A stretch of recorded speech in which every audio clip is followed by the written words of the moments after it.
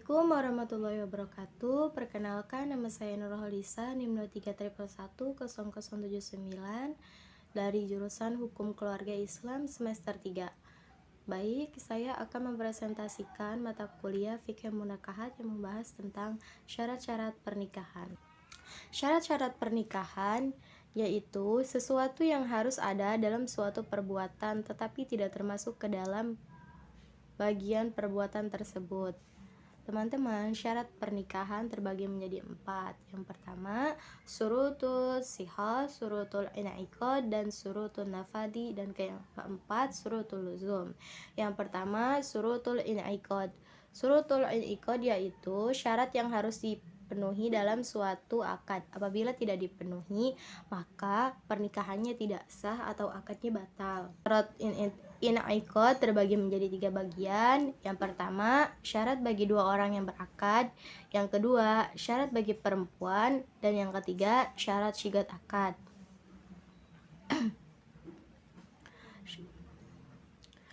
Syarat bagi 2 orang yang berakad yaitu mampu melaksanakan akad atau tamyiz. Yang kedua, mendengarkan ucapan masing-masing. Yang kedua, syarat bagi perempuan yaitu keperempuanannya harus bersifat hakiki. Tidak boleh semisal kita menikah tetapi menikahnya dengan sosok lelaki yang merubah dirinya menjadi perempuan, itu tidak sah pernikahannya. Yang ketiga, syarat sigat. Syarat sigat yaitu ucapan ijab qabul menjadi dalam satu majelis. Yang ketiga, syarat sigat.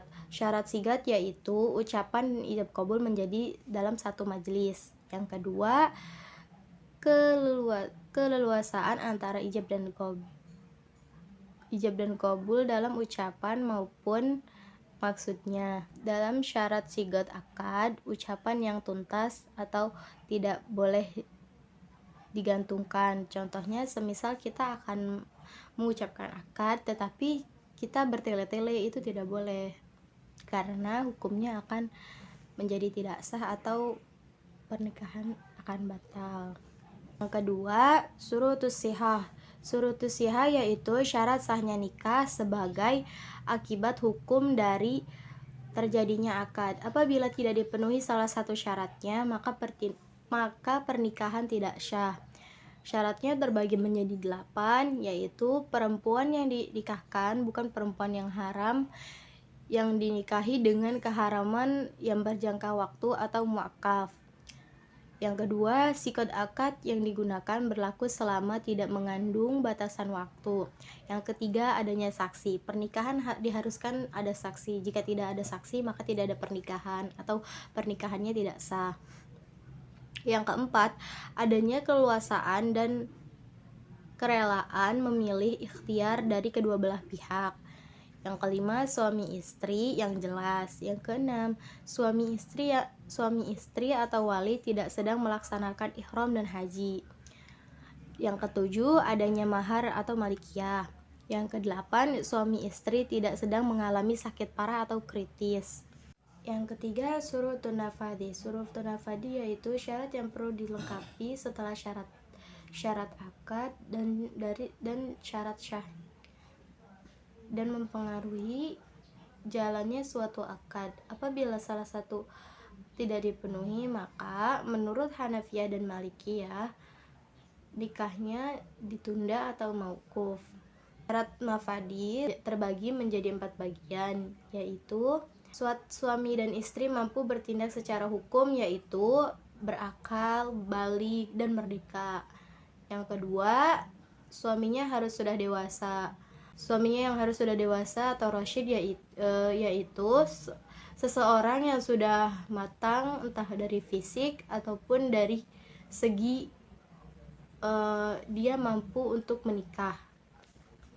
Yang ketiga, yaitu wali akrob tidak boleh didahului dengan wali abad selama wali akrob masih ada.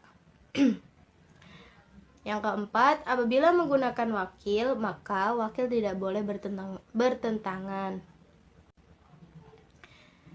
Yang keempat, syurutul luzum. Syurutul luzum yaitu syarat yang diperlukan untuk untuk membantu kelanggengan dan kekekalan suatu akad nikah sebagaimana kelaziman yang berlaku. Bagiannya terbagi menjadi 4. Yang pertama, wakil yang menikahkan tidak boleh cacat atau semisal kewarasannya telah hilang. Itu jika begitu itu tidak sah. Yang kedua, antara suami dan istri memenuhi unsur kafa'ah. Yang ketiga, apabila tidak kafa'ah maka diisyaratkan maharnya harus mahar mitsil. Yang keempat, suaminya tidak memiliki cacat seperti kelamin yang dikebiri dan impoten, sementara istri tidak mengikhlaskannya. Jadi ketika kita mengetahui seorang calon suami kita mengalami cacat atau sakit, tapi istrinya itu tidak sepenuhnya ikhlas, itu tidak boleh. Mungkin hanya itu yang dapat saya presentasikan. Apabila ada kesalahan mohon dimaafkan. Wassalamualaikum warahmatullahi wabarakatuh.